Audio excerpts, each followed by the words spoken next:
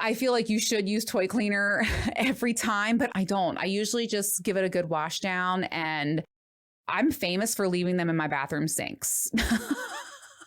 I also use my toys all the time, so I just give it a quick wash and then let it sit on the counter, and then I'm breaking it out a couple hours later anyway. But you should clean them.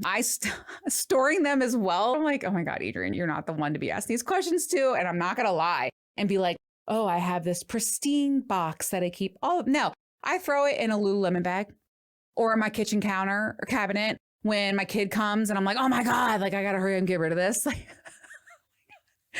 you know what? This is a no judgment zone and I got to get it in. I have to get it in. Cleaning them, yes, you should. And I do clean them off after every use. And I'll even give them like a quick rinse before I use them.